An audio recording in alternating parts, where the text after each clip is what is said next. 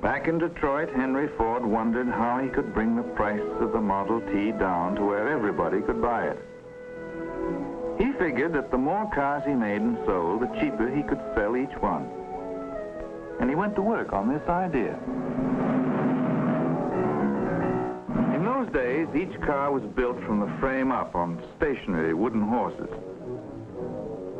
There was a different crew for each car, and the same crew stayed on the car until it was finished. That meant duplication of effort and a lot of time wasted. So they tried moving the men from car to car. Each man had a special job to do, and as soon as he finished it, he moved on to the next car and did the same thing there. That was better, but it still took 12.5 hours to assemble each Model T. Henry Ford watched it for a while, then he had an inspiration. Instead of moving the men past the cars, why not move the cars past the men? So on one hot August morning, they tried it that way. A husky young fellow put a rope over his shoulder, and Henry Ford called, "Let's go."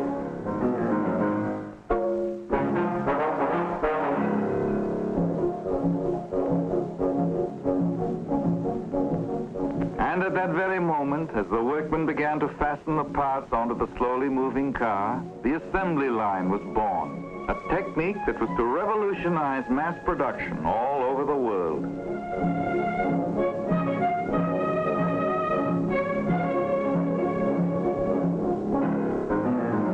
Once they found that the idea would work, they began to improve it, refine it. They rolled the chassis down a single line of track, pushing it from crew to crew.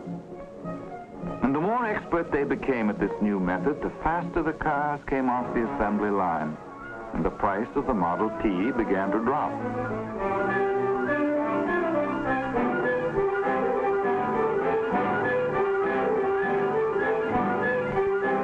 They tried the same idea on all the various parts of the car and created what were called sub-assemblies. Each man on the line became a specialist. He did one thing, and he did it perfectly, then passed the work along to the next man. Minute by minute, production was winning the battle against wasted time and wasted effort. Parts were fed to the workmen by gravity slides so they wouldn't have to stop and wait for new parts.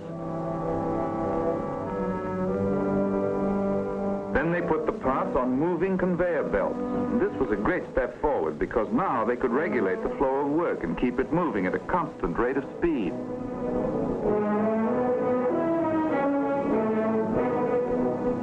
And the conveyor belts grew longer and more complex as they moved the work from place to place in the huge shops.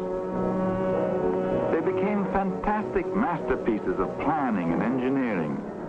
But the battle against wasted time and wasted effort was being won.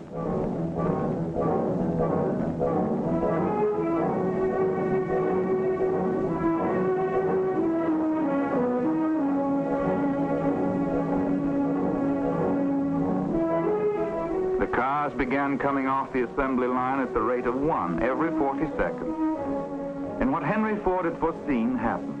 Mass production and the assembly line drove the price of the Model T down from $850 to $300. Now everybody could have one.